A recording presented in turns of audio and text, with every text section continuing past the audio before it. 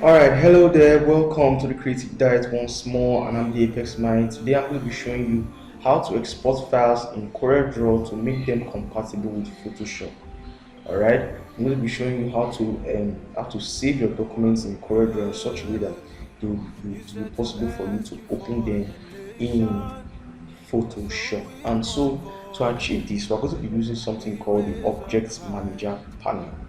Alright, here you can see I just clicked the docker here, and you see my Objects Manager panel is visible or active here. Alright, so but if in case if your Object Manager is not active, the way you can make that active is to come to your Windows window on your menu bar. Alright, you go to Dockers, and then you look for Object Manager. Alright, so you come select this object here.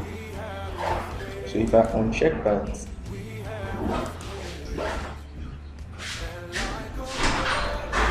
come back to window, and go to Dockers, and I'll click Objects. Alright, so it becomes active. So in earlier versions of Coreldraw, that's the objects window is called Object Manager. Alright, Object Manager. But in this version of Coreldraw 2020, which I'm using, it's just named Objects. Alright. So now, the way we are going to go about this is that you see on this Objects panel here, you see that you have something called layer page 1, master page, and then you have layer 1. Alright, so on this master page here,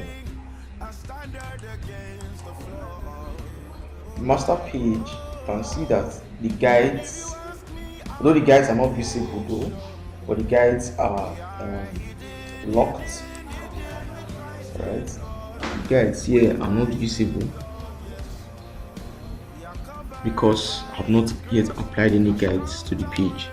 Now, whatever you place on the master page here on this Object Manager Docker window here, whatever you place on the master page, it will be visible all through your Coreldraw file. Alright, that is if you have a multi-page job. For example, if I had page 1, page 2, page 3, page 4, page 5, and all whatnot. Alright, whatever I place on the master page will be visible across all those numbers of pages.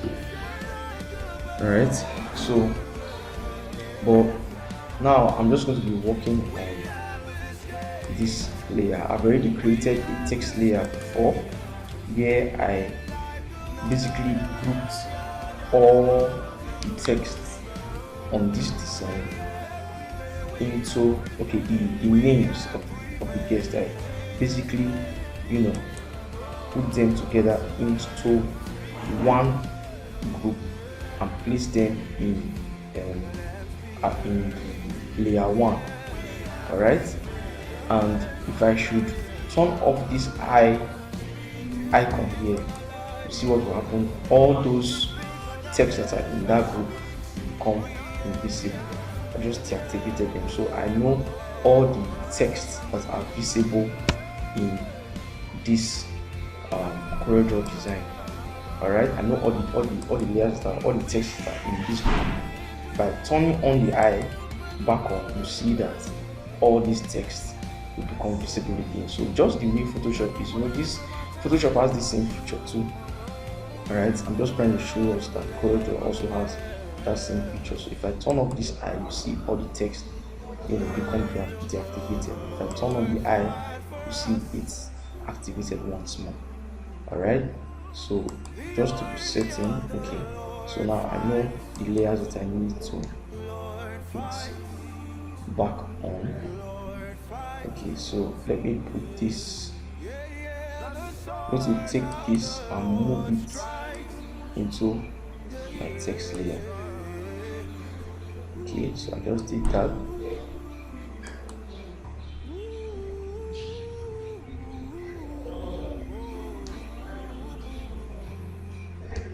I'm going to ungroup this, click the text layer, because this text layer now is not, this text is not inside my text layer yet, so just placed it inside. Alright, so because I have not yet segmented each of these designs, each of these elements in this design into a separate layer, all of them are showing on layer 1. Right? So but that's not how I want this design to show. I'll have to create a new layer and place each of these design elements on their separate layers. Alright, so this is what I'm going to do now. I'm going to come here and then click new layer. So I'll right click and rename. I'll name this for this photo, and I'll move this photo into that layer. Okay, and I'll create a new layer. I'll call it Pastor George because I want to put Pastor George's picture inside that layer. So I'm just going to repeat this procedure of creating layers and naming the layers accordingly. Alright, so that when I look at the layers in Photoshop, when I open the file in Photoshop, it will show me the individual name of different elements of the design, so that I can know which layer I'm working on. Alright, so I'll come to that tool again and rename it George, and then I'll find George's photo and move it into that layer. Alright, so I'm just going to repeat the process, create a new layer,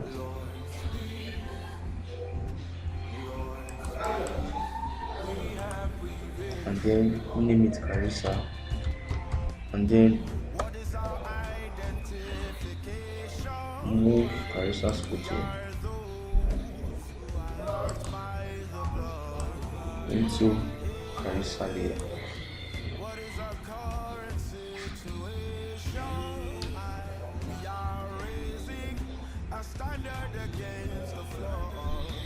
So I'm just going to speed up the video here so that because I'm basically going to be repeating the same procedure.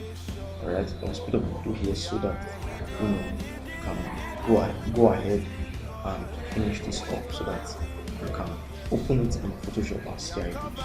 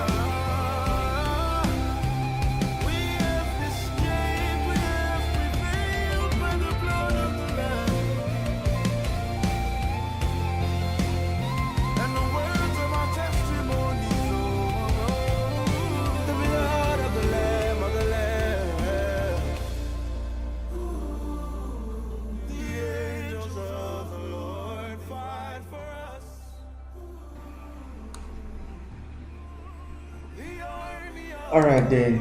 Now I just created a layer for each of these elements of this design, created an object layer for each of these elements of the design. You can see when it comes to the text, I placed my text in a group. All right, I placed all my text in a layer which I labeled text layer. All right, then for some specific text like the theme here, I placed it in a separate layer which I call theme text. Then as for the patterns, you see I named this pattern 1 as the one here, and then the one at the bottom here I named pattern 2, which is at the bottom. Okay, which is at the bottom. And then you can see here that as for the speakers, this vertical text here, because it's a unique text in the whole design, I decided to put it on its own separate layer. All right, decided to put it in its own separate layer here.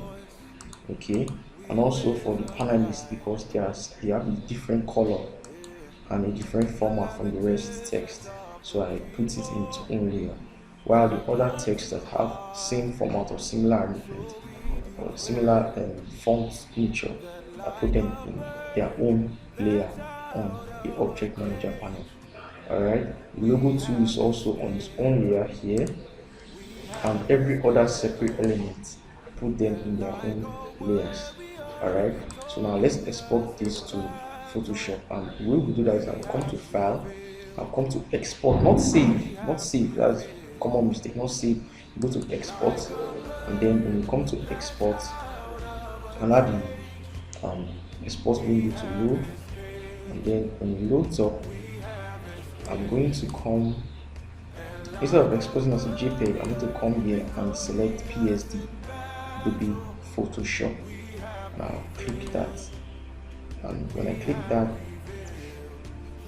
I'll select where I want to save.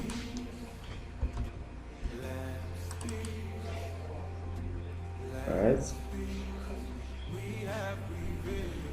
and when I select to save, I'll press export. Now here's the key and the most important thing: make sure this maintain layers is checked. All right, make sure that this option maintain layers is checked. All right, I'm also going to be maintaining my original size.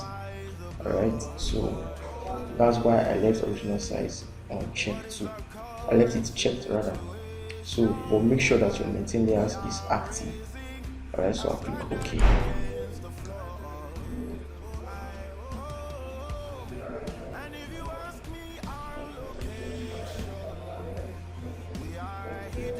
Alright, so once that is done, I'll load up my Photoshop and then open it up.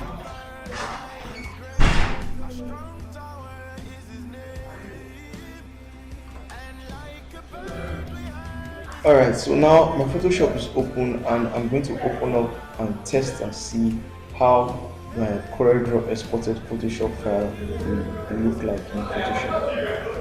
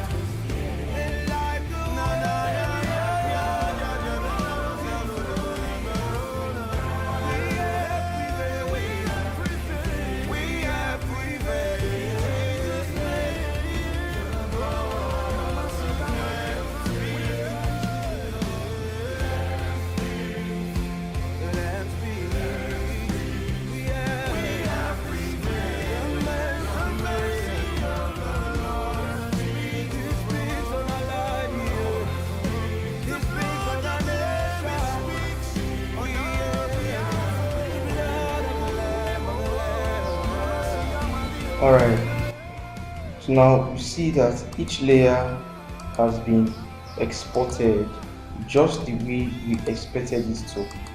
Alright, each text layer has been exported, each the text group has been exported, the pattern has been exported, everything just exactly the way we wanted it to appear. Alright, so this is how we export files in from Coreldraw directly into Photoshop. Alright, that's how you see. So when you are saving your documents, you now know how to go about exporting your files and making your files compatible with Photoshop. You can see that each layer here is obviously active. Alright, you can see the photos are available. The thing here is just on its own, so you can now begin to move them about, reposition, make changes as you want to in Photoshop.